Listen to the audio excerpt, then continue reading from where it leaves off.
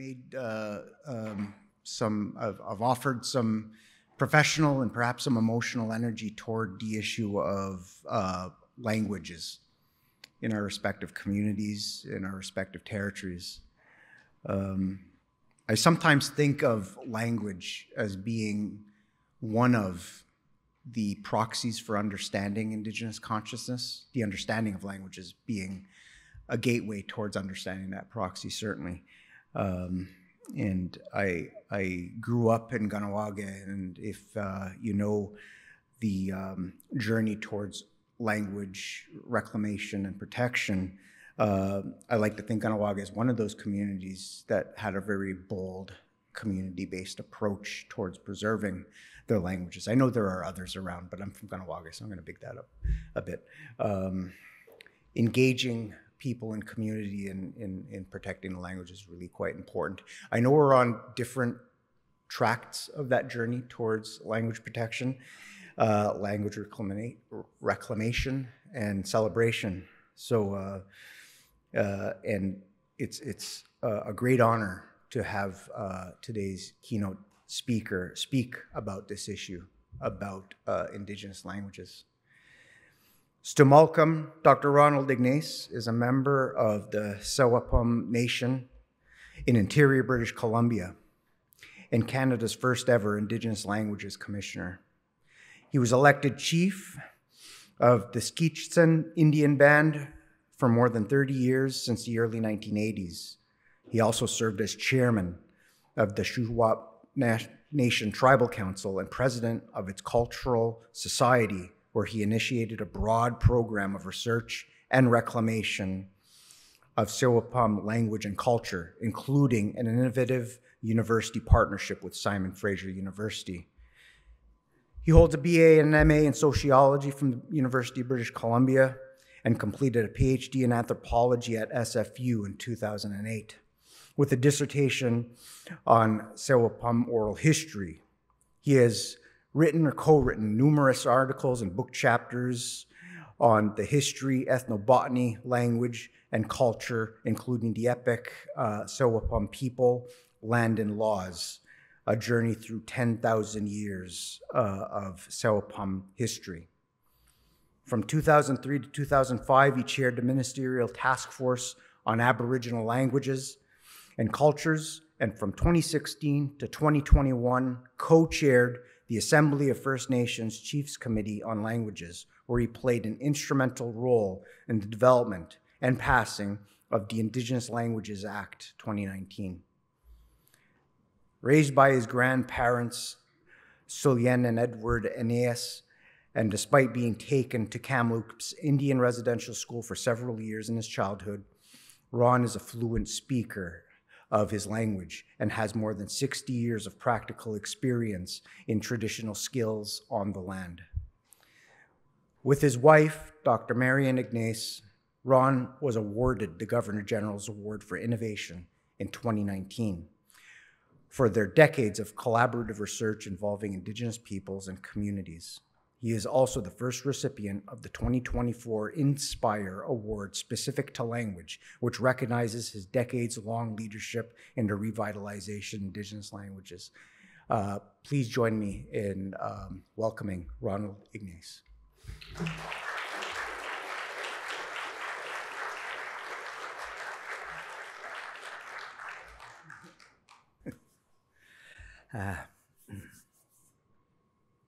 Wait, hochaitep, it's auch an Elias Norton as Tkul Eintleman.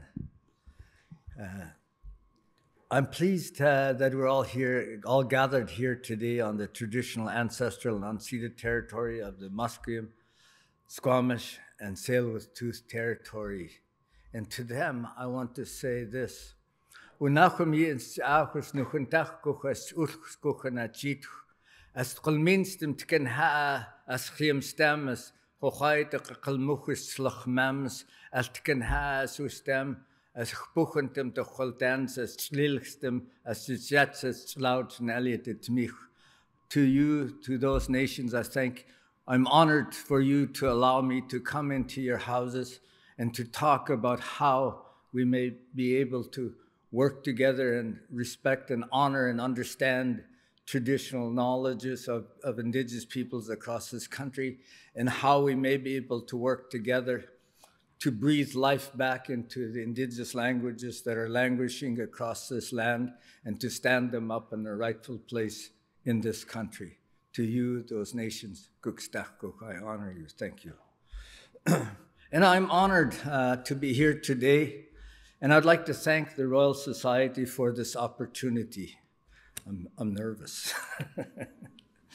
As we collectively address the challenges and opportunities facing Indigenous academics at this summit over the next few days, as we begin to have these discussions, it's imperative that we first and foremost situate the significance and value of Indigenous knowledges.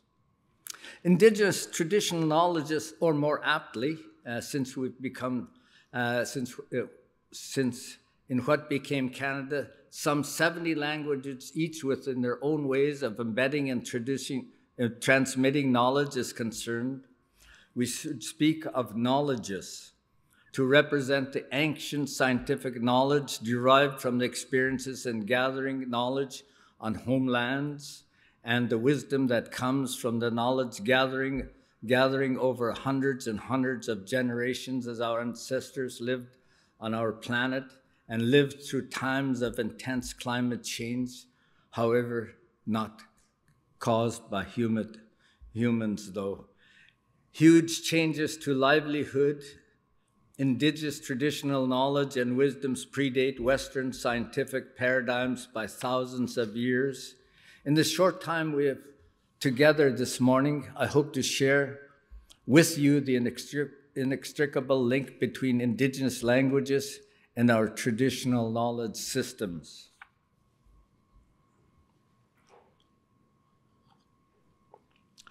To do that, we have a story of coyote and salmon. This story, which is layered meaning, speaking of paleontological and geological events by coyote desiring to eat salmon. As the story goes, coyote, who had heard salmon existing downstream, had hankering for salmon, transforms himself into a stone, but sinks, then tries transforming himself into a feather, but gets blown away in the wind, then a leaf, but gets stuck in the back eddy. Finally, he transforms himself into a stick and floats downstream and gets in the fishing weir, gets stuck in a fishing weir or in a dam by two powerful female medicine women who are keeping the salmon from going upstream. Coyote breaks their power. He transforms them into relatives, and they bearing his children, thus they become mutual relatives, as we say in our language, by our Indigenous law of reciprocal accountability. Neither can subsequently withhold sustenance from relatives. He thus guides the salmon into our country, Suhapmhulu, but establishes not only salmon runs as ecologically driven events, but also as affirmed through social contract and law. We know that in paleoecological and paleoclimatological terms, these events took place about 10,000 years ago, when a great ice dam that held the interconnected ribbon lakes in the Thompson River system at the time flowing into the Columbia River systems broke, causing a deluge of 25 cubic kilometers of downstream and reversing the flow of the Thompson River into the Fraser River system, thus opening the way for salmon to run into the Thompson and mid-Fraser systems. In human and social terms, as our story goes, it's about more than just geology and climatology. Human relationships create social obligations in our traditional laws. They create relational and reciprocal accountability among subsequent generations of humans for generations to come. The Fraser and Thompson River watersheds continue to house salmon populations not only relevant for commercial fisheries, but importantly for Indigenous peoples along the way. And we are intensely aware of how precarious our salmon runs have become. As one of our elders, the late Laura Harry from Mesquite, Alkali Lake, told us many years ago, the salmon are our first children. We need to protect and nurture them in the same way we protect and nurture our own offspring. The profound basis of Indigenous traditional knowledge or knowledges not only makes their use is deeply relevant to the restoration and management of Indigenous homelands, but all lands in Canada, given the climate crisis and the lingering effects of environmental alteration and destruction. But it also connects to the preservation of our languages, cultures, and identities. Equally as important as recognizing the intrinsic value of Indigenous traditional knowledge is understanding that its foundations are based in our Indigenous languages. Naturally, the revitalization of Indigenous languages is not only an effort to preserve our identities, cultures, and nationhood, but also a commitment to protecting the traditional scientific knowledge inherent to our peoples. The International Decade of Indigenous Languages is a unique opportunity to consolidate international measures in support of Indigenous languages around the world, as well as mobilizing around the International Decade, as we also find ourselves facing challenges that hinder our progress as a collective. An enduring challenge is the continued lack of understanding by Canadians of the devastating impacts that the institutional, political, and colonial policies, both historic and ongoing, have had on Indigenous languages, especially insofar as they connect to our traditional knowledges of sustainable living, past, present, and future on the lands that we have been our homes for thousands of years.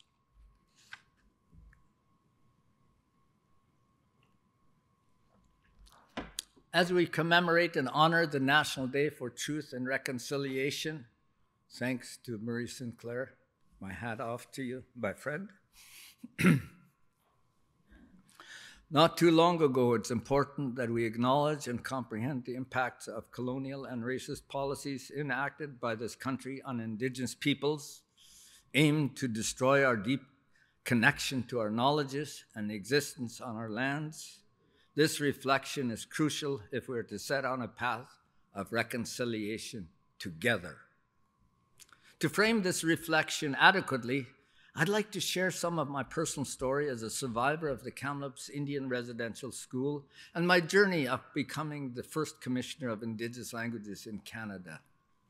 My background story and my passion for my languages, Secwepemctsín, was instilled in me as a young child.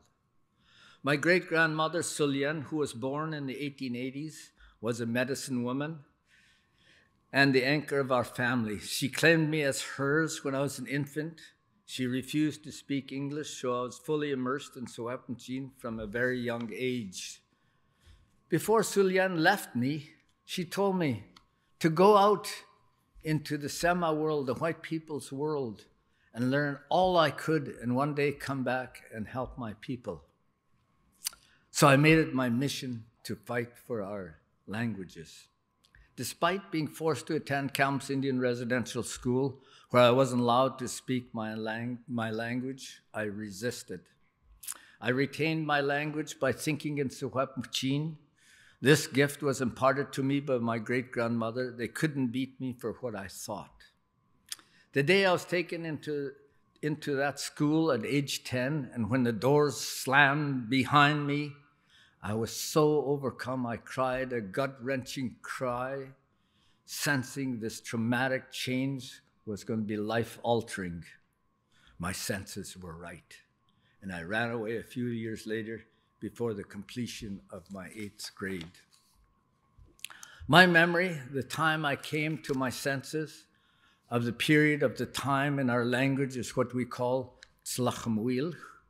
It's rooted in our traditional lifestyle, cultural and socioeconomic lifestyle, who were proudly self-reliant, ensuring that our larders were full with what we grew in our extended family-run gardens and traditional foods harvested from our homelands as four-legged animals, fish, plants, gave themselves to us. They took pity on us human beings, and hence our ancestors taught us to respect them and reciprocate by always thanking them. Embedded within our languages is the blueprint for honoring our relationship with the natural world. We have an important word, kult, in my language, describes the ability for one to utilize their energy to transform matter. We understood that the universe operates by energy transforming into matter and matter into energy, which we used to manage our relations with each other and with the land. As a matter of fact, my great-grandfather's job was to conduct prescribed burns, which I witnessed, and I too conducted an experiment of prescribed burns over a number of years. I was able to clear out invasive species like knapweed, which exudes a noxious gas that kills all the traditional plants around it, and brought back 2 keystone plants, one a flowering food plant and the other a medicinal plant for gestating women.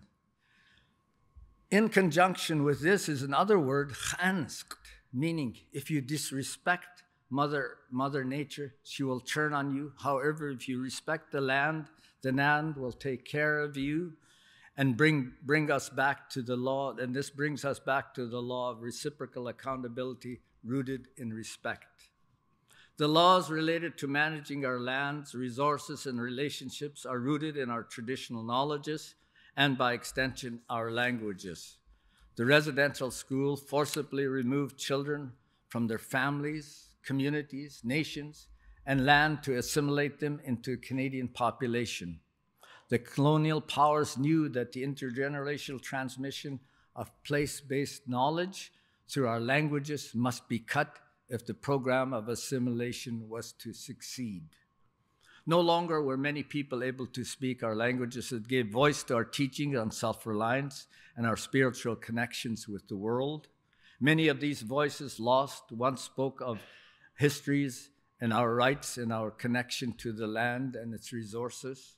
We could no longer share the stories handed down from many generations of our ancestors, the stories of living on the land of those before us, and the knowledge of our elders, even amongst us. These were purposeful acts. By targeting our languages, they were targeting our ways of knowing, our human rights to our lands and identity as Indigenous peoples. After I escaped from residential school and came home, I found our fields lying fallow and our home in shambles. Many of my family elders were deceased. Some of my aunts married and moved to other communities, while others were broken and scattered.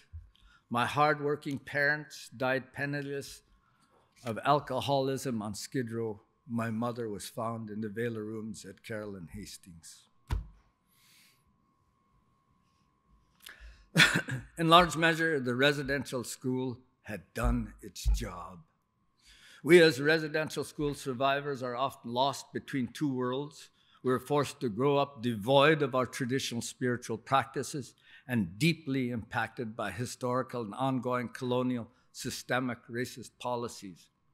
As the very first Commissioner of Indigenous Languages in Canada and a survivor and escapee from the Kamps Indian Residential School, I took a bold step in establishing a sub-office of the Commission at the very school that attempted to deny me my inherent right to speak my language.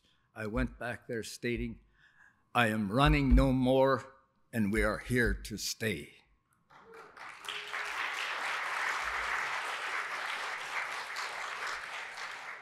Unfortunately, my story is not unique.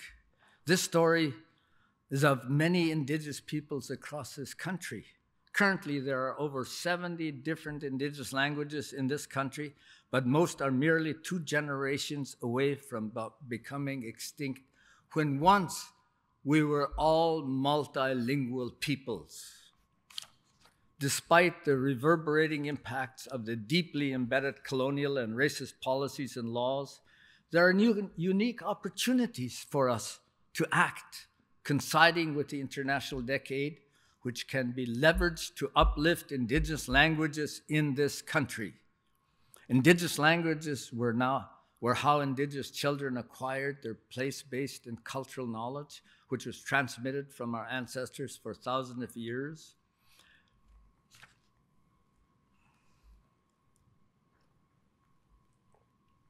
In the words of Wade Davis, every language is an old-growth forest of the mind, a watershed of thought, an ecosystem of social, spiritual, and psychological possibilities.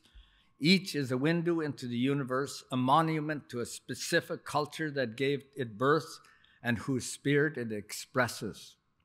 And again, in the words of our Indigenous elder, Lilwood elder, Lorna Williams, expressed it in the following way, and this quote is in our main office in Ottawa, the wall of our main office in Ottawa.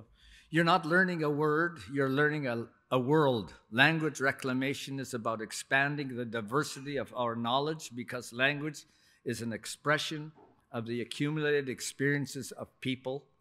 Those who do revitalization work say that biodiversity and knowledge diversity are one and the same.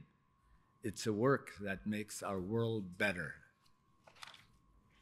No people or group should take a hegemonic stance and overlook the knowledges of other peoples, the notion that certain institutions hold all the knowledge, be that the church, state, academic institutions, and their umbrella organizations, or anyone else for that matter. That is unacceptable. Therefore, we must, in the revitalization of our languages, deploy our place-based knowledges to heal ourselves and our homelands for the good of Indigenous peoples, but also for the good of all Canadians. We must assert that our traditional knowledge and worldviews can carry immense weight and are just as valuable as Western paradigms of scientific knowledge. We cannot exist in a future without our languages. It ought to be recognized that our languages are not just words. They are the lifeblood of our cultures, the essence of our identities, and the foundations of our nations. In Canada, we have opened the door to that recognition to the Indigenous Languages Act and the legal precedent it sets. The passing of the Act has created a unique legislative environment in supporting Indigenous languages. The Act codifies our language rights in law. This is unlike all other Indigenous rights that are recognized in the Constitution Act of 1982 that remain yet undefined. We as Indigenous peoples have the inherent right to exercise and assert our language rights, should we so choose to do so within our own laws and within the context of legal plurality.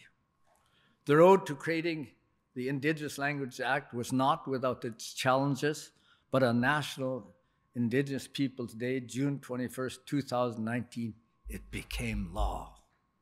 The Act led to the creation of a commission solely dedicated to the supporting and promotion of Indigenous languages, which is truly historic, a historic moment.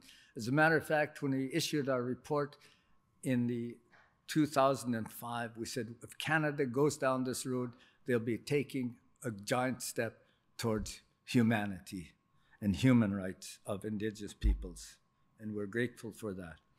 Before I go any further, I would like to recall the undaunted spirit of all who sacrificed so much for us, our elders, language warriors, leaders, and those who stepped forward to learn our languages despite the trauma and harm wreaked upon them, and the countless others unnamed and unknown champions, past and present, who fought for our collective rights, of which language is a fundamental right, and without them, I would not be here today. And I'm thankful for them, for the great work that they've done. I believe here it is important to state that the Act in and of itself will not bring our languages back. It's what Indigenous leaders and peoples like yourselves in Canada do with the Act that will provide transformative change through our languages, which will give voice to our knowledge, values, traditions, and laws on the land. As a commission, our mission is to promote and champion all Indigenous languages in Canada and support Indigenous peoples in the reclamation, revitalization, maintenance, and strengthening of their languages so that no language is left behind. Our vision is that Indigenous languages are safe, vibrant, and thriving. It is also very important to note that the Commission is independent. It is neither an agent of the Crown, nor are we a funding agency. A priority of the Commission is to hear directly from Indigenous peoples about their language revitalization and efforts.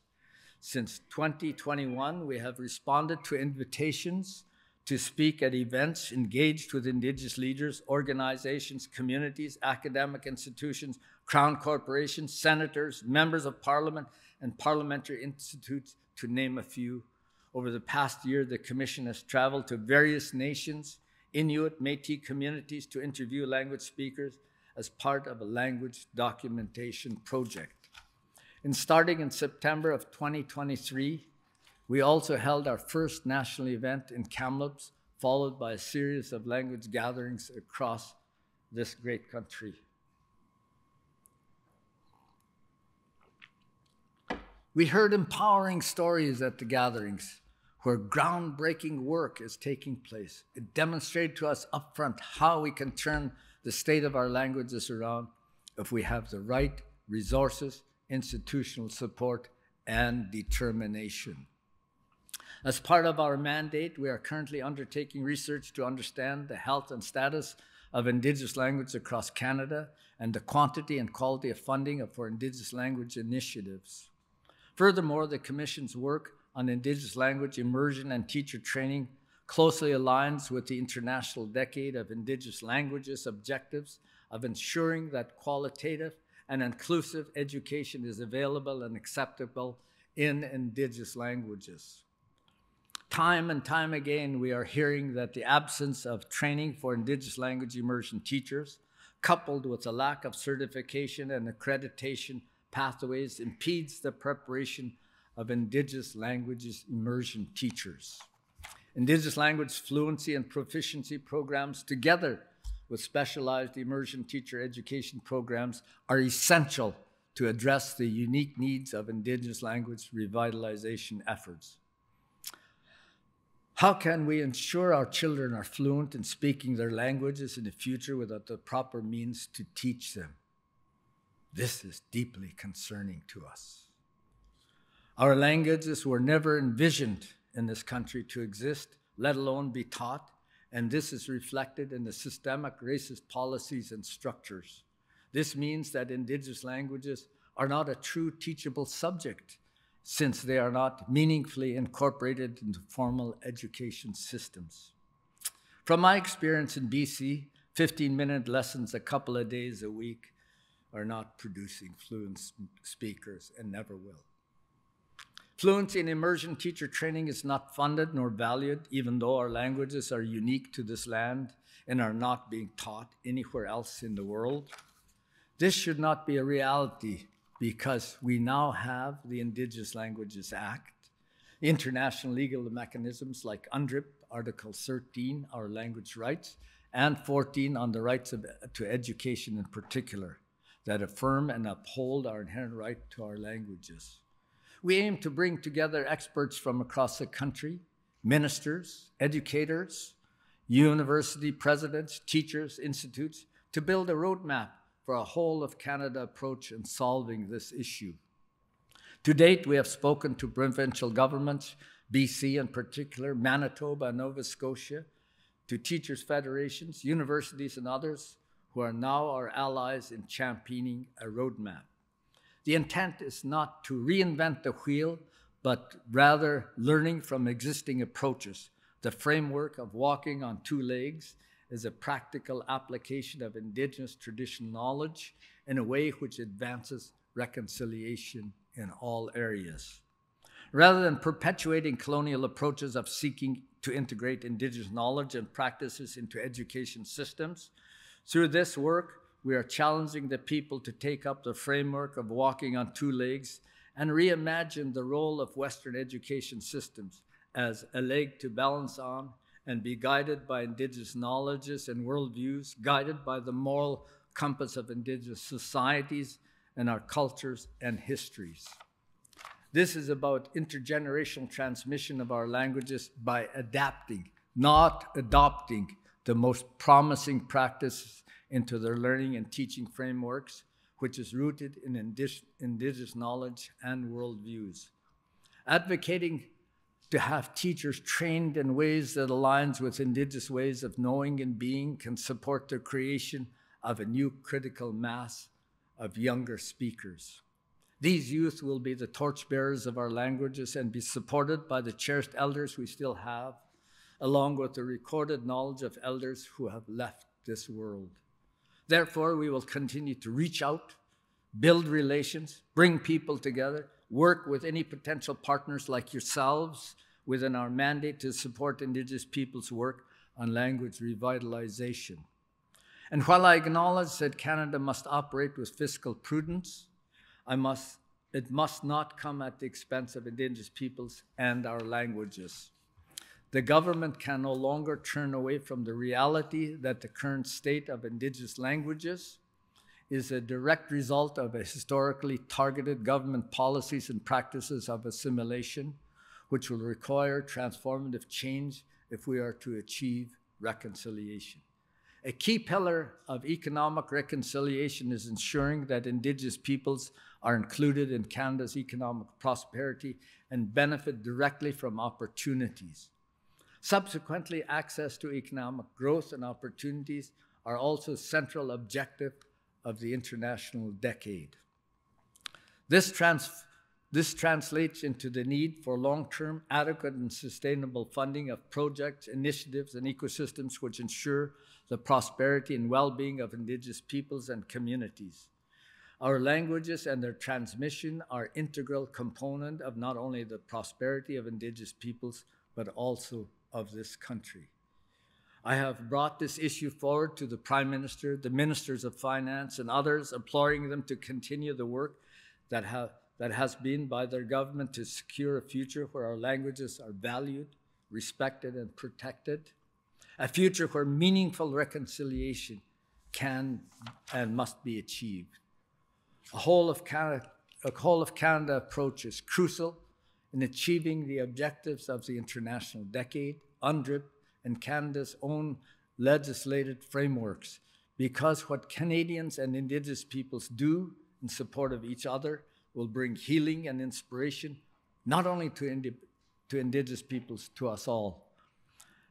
As leading scholars, academics, researchers in this country, there's a very clear way you can support meaningful Indigenous engagement, uplift the use and contributions of Indigenous traditional knowledges in the very same institutions and settings that have historically derided its value. In the spirit of fostering a collective momentum and continuing this important work, the Commission is hosting a very first Global Indigenous Language Summit, Waves 2025, which will be taking place in Ottawa on August 11th through the 14th, 2025. The summit will be an opportunity to stand with a multitude of Indigenous nations, languages, and cultures, and be part of the wave of voices committed to bringing Indigenous languages out of the shadows and back into the light. We invite you all to attend and support Indigenous peoples in their efforts to reclaim, revitalize, maintain, and strengthen their languages. With these endeavors, our collective goal remains to amplify voices of Indigenous peoples and their efforts towards revitalization abroad and at home. As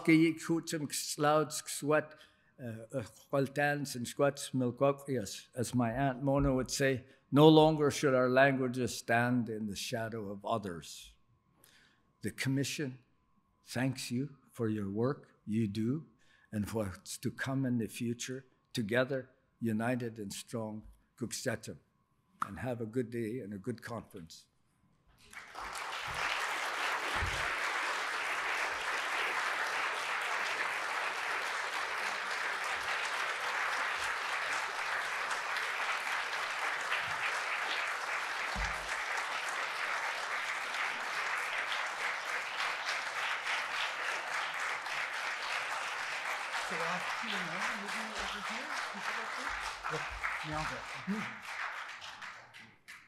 On behalf.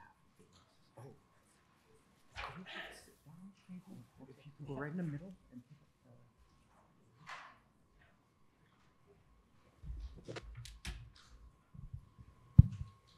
Yeah, I'll go. Testing. I thought my job was done. Oh, no. Ronald, that was inspiring. Nialgoa, thank you very much. Much appreciated. Thank you. We have a few minutes for discussion, even Q&A, if you care to. As mentioned earlier, if you make use of the QR code on the screen, you could download the Slido app, and there'll be information that you could put once you have the app active and pose your questions there. Of course, if you prefer, you can use the microphones as well, but we'll try to manage both if necessary. So I hope you have some comments or questions for Ronald.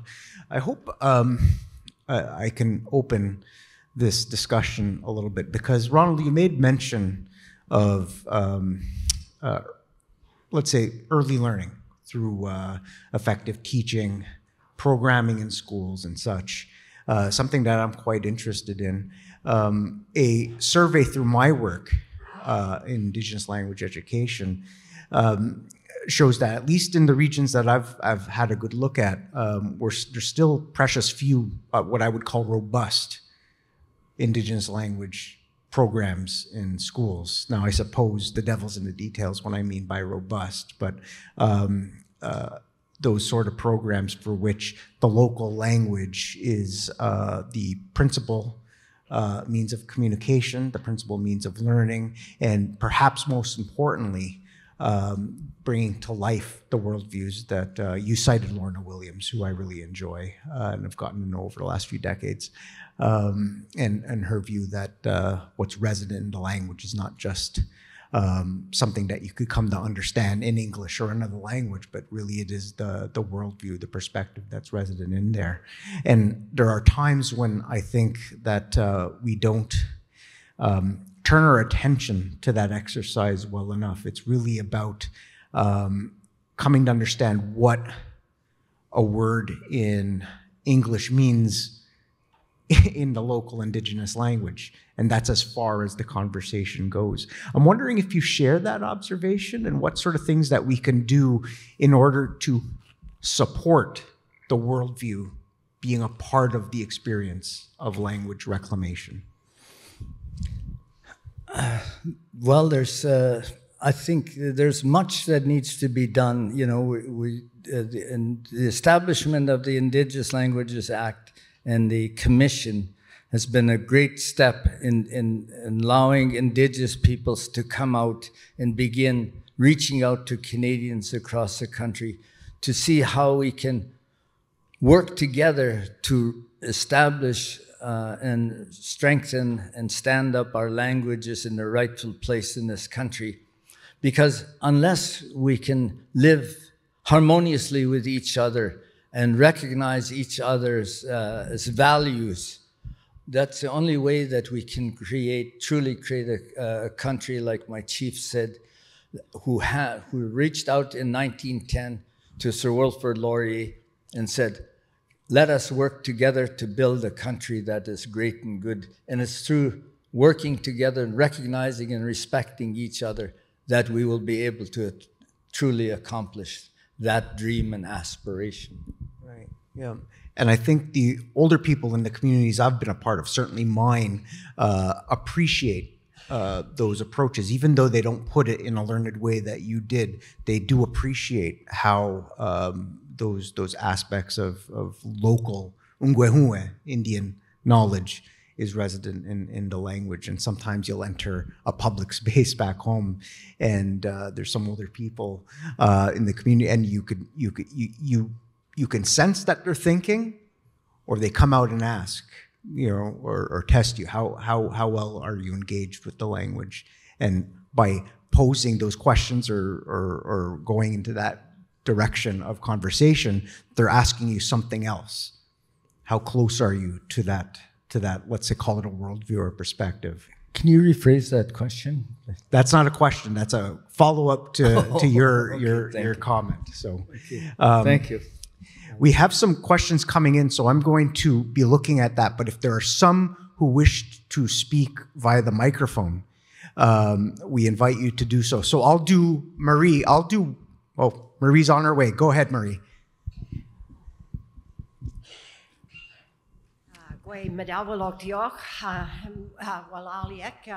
Ron, for the wonderful, powerful, comprehensive view of the state of where Indigenous languages. It touches my heart just starting to say that. I mean, okay. As a member of the Royal Society of Canada, I am a fellow, and I have been working at least at one point with the Royal Society to think about the ways in which Indigenous knowledges and languages might be brought into the Academy. One of the problematics of all of the work with how one becomes a member of the Royal Society is the adjudicating assessment process that they undergo, which is largely based upon peer-reviewed articles, journals, papers, publications, largely, if exclusively, in colonial languages.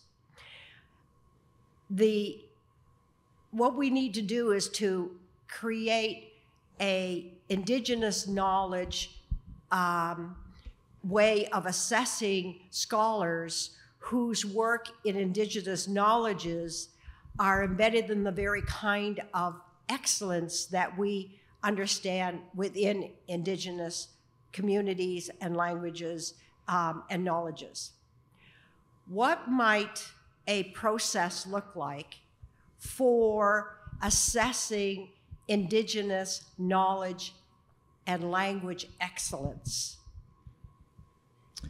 I think that's the work that needs to be done on this restructuring those systems and institutions that have not recognized and reached out to Indigenous peoples and their knowledges, much like I talked about in the education system, where we do not have language immersion teacher training systems anywhere across this country. So in terms of immersion teaching and language, there are no Indigenous languages. It's not a teachable subject. And that permeates all institutions across Canada. So I think there has to be a great dialogue with people like yourselves and associations, Indigenous associations across the country, how best to attain that objective. Much like, and it is good that the Indigenous Languages Act has recognized that Indigenous peoples have a right to self-determination, are best placed to determine how to revitalize languages. And I think that process has to be looked at in restructuring and reintegrating Indigenous peoples to work alongside with Canadian society so that we can both grow and prosper. Well, Ali, thank you. I think I would just say it's by and with, as you would say, by and with Indigenous excellent knowledge holders that we need to, from them, identify the processes for making criteria for deciding excellence in Indigenous knowledge. And I think this dialogue here today is a good starting place. And I'd like to honor the Science Council for venturing down this road here. I thank you for that. I raise my hand up to you. Yeah. There's questions on Slido. Nialgo, thank you everybody for providing them. Keep them coming if you care to. One question from Slido. Robert, you discussed returning to the residential school as reclaiming that space in your presentation. Can you share thoughts on language revitalization as healing historical trauma? Well, I mean, guilt. I still feel guilt for who I was, for my values, for being a speaker of my language, and to try and talking about our histories. There's the residential school has had deep impacts into the psyche and into the soul of Indigenous peoples across this country, and filled us with guilt if I may say so. I have to be careful as a commissioner, but I heard that in BC during the election here, a member who was running for provincial government here said that Indians are merely savages that are lawless and always are warring with each other. And this is today, which is, I was sad to hear that. But fortunately, there's a crescendo of growing voices against that type of thinking. And I think it's demonstrated here in this room. And by me coming and being able to talk about my experiences and about our visions and hopes as Indigenous peoples across this country with you is a process where we can begin understanding each other, and through that understanding move towards greater and greater healing, to one day where we can look at this, remember this past, but not be harmed by it. Now for that. Leah asks a question that sort of carries on with that point in a sense. She asks, will our languages ever be treated the same as official languages? And maybe further to the goals of your office, will the rights of Indigenous children to an education in their own language be realized? Thank you for that question as well. The whole issue, when we started down the road of moving for getting recognition of our languages in legislation, there was a call for official recognition, legislation that would officially recognize Indigenous languages all across this country. But I studied what happened in the Northwest Territories. I believe there are approximately 8 languages in the Northwest Territories that are actually recognized as official languages, and along with the Inuit and Iqaluit, they are. But oddly enough, even though they're officially recognized as official languages, their situation is no different than mine. So what happened in the Northwest Territories is that when they moved to have language recognition as Indigenous languages, official languages, what the government did is they took millions and millions of dollars and spent it on translating all government legislations, laws, and policies into the language, and not 1 cent went to the people to learn the language. So they may have all these great legislations in the Indigenous languages, but the people can't read them, don't understand them. So I think my position was, let us first fight to have our languages stood up in a rightful place in this country, and then if Indigenous languages should have the option to recognize their own languages and govern it by their own laws within their linguistic territories, or if they so choose to attain official official recognition of their languages in law by Canada. Leave the options, as our legislation says. They are best placed to determine the way to revitalizing Indigenous languages, and I uphold and honor that position. Thank you for that question, though.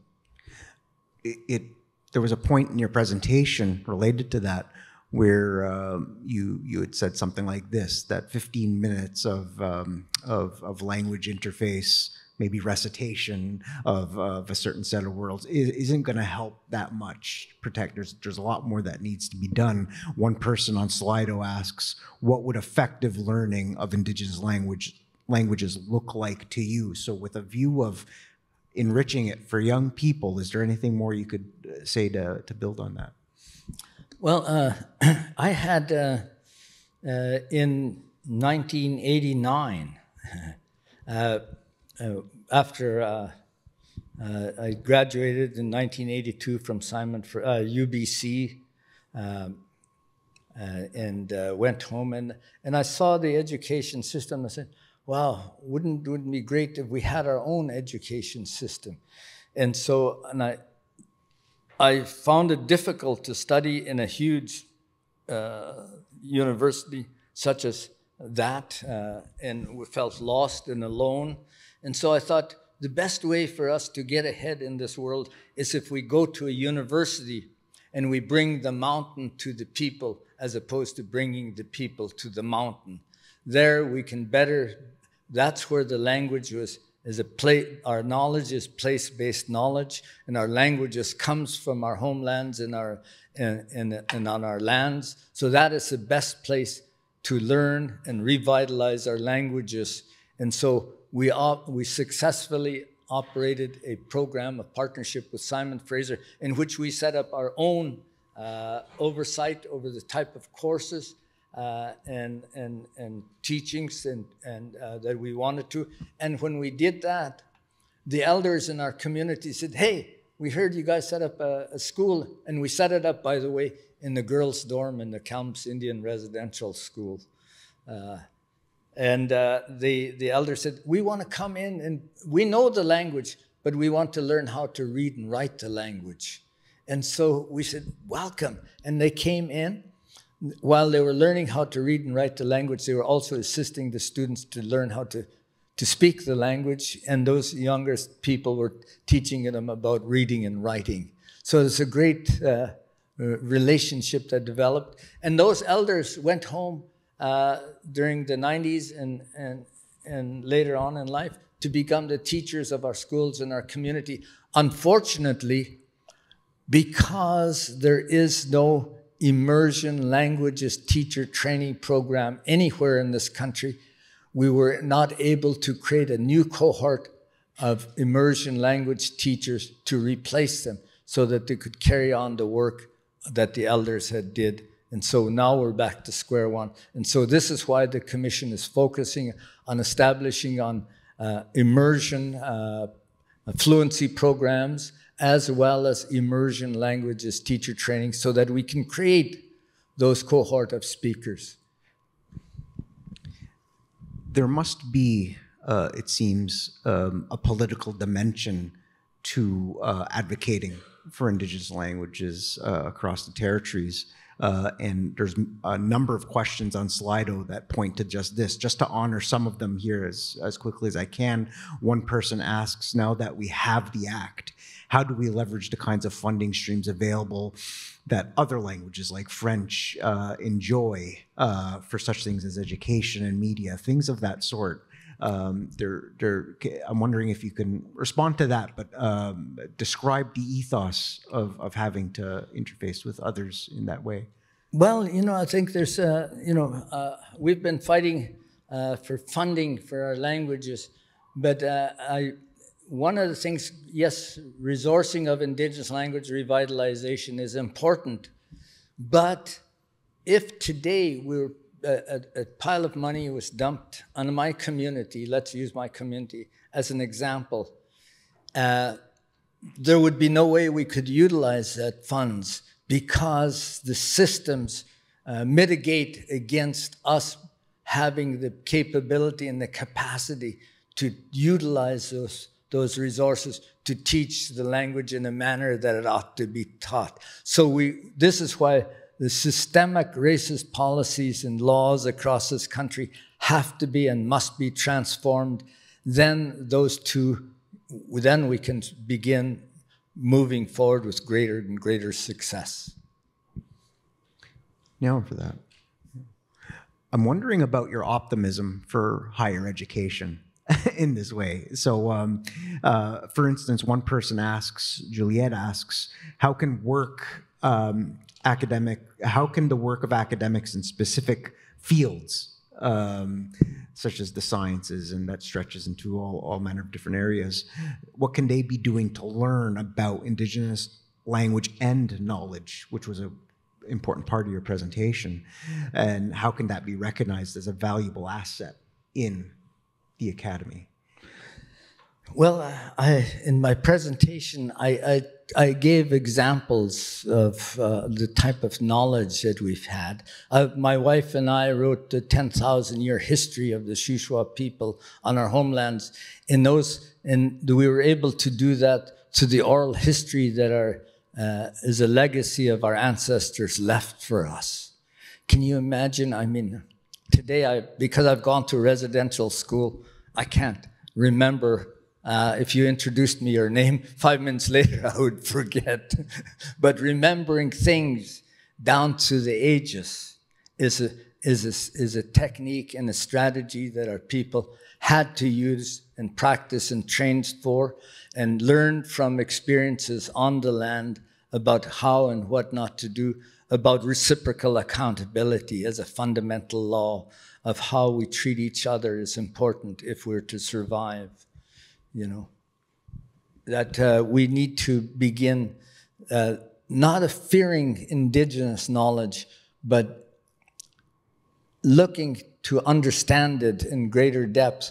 The difficulty with the English language, it's a noun-based language. Indigenous languages are verb-based by and large, and everything in our world is through our languages is in motion, as opposed to static dualities in the English language, which makes it difficult to cross that divide, but it is a divide that we must cross and get to know each other better, and by so doing, enrich each other's lives. I appreciate that because I've sensed in my community the need over the years to create terminology for new things that are around us, right? And sometimes it's an exercise of borrowing from another language or trying to map on an existing word or term to this new thing, right? And sometimes I really appreciate the exercise of taking an old term, and use it for coming to understand this new thing. And I think some are considering that as a way forward. So in my language, I like the story. Someone once asked, what's the word for professor in Mohawk, right? And some people were scratching their heads, and somebody said, oh, we used the word sakarihunyani for professor. Now, professor is this new thing, but sakarihunyani doesn't mean professor. And you shouldn't think like that if you want to uphold the traditional source, right? It really means mentor. It's about relationships. So I appreciate that the noun based versus the doing that sometimes resident in Indigenous languages. I really appreciate that. There's somebody at the microphone, so Sagan.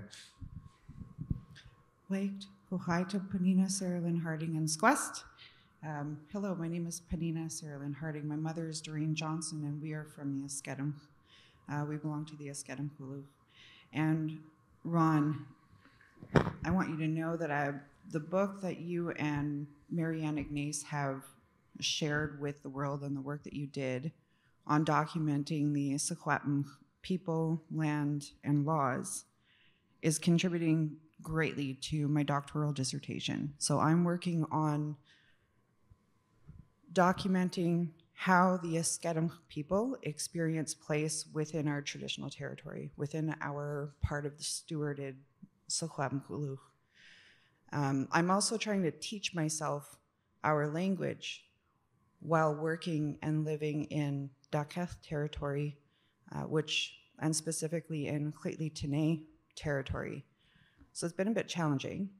And there's a portion of the book where you talk about how the Secwepemc sense or experience place in different areas of our territory. And I need you to help me learn how to pronounce that translation. So I read it out and my mouth wants to add an S sound in, but I'm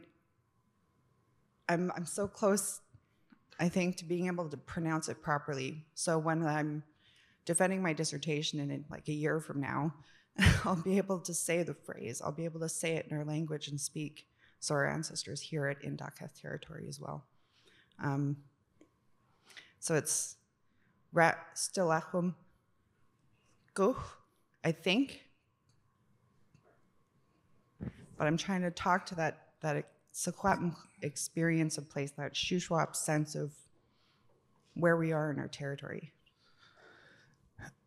I'll tell you, let's after this, I'll sit down with you and we'll work out what it is you're trying to get to, and I will definitely be glad to help you there. Thank you for that.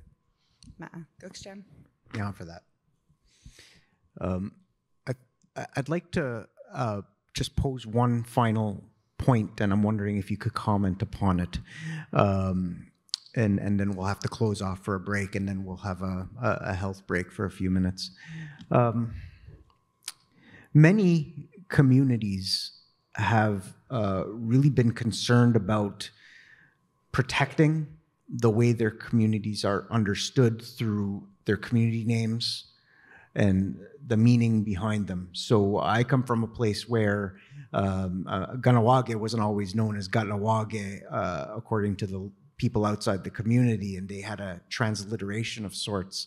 They called it Cognawaga, you know, and you grow up thinking, okay, where are you from? I'm Cognawaga, right? And then the old people would be concerned about that. So eventually we made these moves to change that. Other communities had their let's call it traditional ancestral names celebrated and replacing these previous colonial terms. So in Manitoba, there's many, right? Fort Alexander is close to Winnipeg, somewhat close.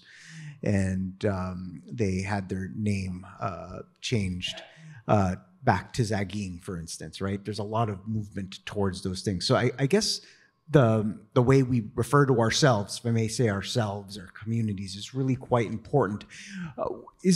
What's your experience with that and the journey to reclaim? Is it always as simple as just going to elders, or is this a political exercise? Is it challenged by internal politics, those sort of things? No, it's a long and winding road. If I may. I might start singing here. I know for myself, you know, I had to run away from a residential school to escape all that. And I had to go down to, and as a matter of fact, I spent time on Skid Row here. I had to lift myself out. And fortunately, I tried to join the Army, and the Army wouldn't accept me because I didn't have grade 8. The greatest rejection I ever got. But somebody spoke to me in 1960. The government opened up the voting rights for Indigenous peoples to vote in the elections. And so the government had to change their policy and see if that Indigenous peoples, before that, if you went to university, you had to give up your status. So they set up this program called the Guinea Pigs. They set up a guinea pig inviting Indigenous peoples to come in to see if they could thrive and survive in residential schools. So I went to Indian Affairs and I said, look, I want to change my life. And they said, well, there's a counselor down the hallways, a couple of doors, go and talk to him. And I went down there and I said, I hear you guys looking for guinea pigs. What does a guinea pig get? They said, well, $50 a month, your tuition and your living allowance. I said, well, you had me at $50 a month. And so I went in, and upgraded, and I was in 3.5 months, I got my grade 8, 9, and 10. 11 months, I got my 11 and 12. Went on to King Edward Campus College and on to UBC and graduated with my master's at UBC. 1982, went home, and the elders stood me up as chief, and they gave me their vision and their cry that they're worried about our languages, that many of them are not able to, a lot of people are not able to talk to with their languages. And so I made it my point, and for ever since then, I've looked at different ways of improving my knowledge and my sense of who I was as a Secwepemc person, and fought hard to the point where today I'm here. So it's been a long and winding road, and it's not an easy path either, you know. I asked that question because I've observed in our group here that our colleagues in New Zealand added the phrase Te Aparangi to their Royal Society. I don't know how dated that is. It seems relatively recent. I think the phrase means something like group of smart people or words to that effect. Sorry if I got, I think I'm close. You're nodding, so I think I'm, just those sort of changes toward something that's maybe a bit more local and values the contributions of Ungwehunga First Peoples is really quite lovely. If I may ask, sorry, I have to credit my great-grandmother Sulien for me being able to sit here in front of you and talk to you. Because in the first few years of my life, she took me, I mean, she raised me as a newborn. Great-grandmothers in Shuswap country have the right to look among all their grandchildren and pick one and raise them as their own. And I often say, damn, I was lucky I won the lottery ticket. And she raised me and trained me. For a number of years, unfortunately, the training that she had me on the path on was truncated by all kinds of the residential school and all these other consequences that came into our lives. And before she left me, she said, as I pointed out, she said, go out into the world and learn all you can. And once you've done that, you come home and you help your people. And I try to ignore that admonishment, but I think it's somewhere along the way in my life, she came down from the spiritual world and gave me a swift kick and set me on the right path. Ronald, it's been a pleasure. Thank you. The clock on the floor is beating us, but it's been really a pleasure to hear your wisdom.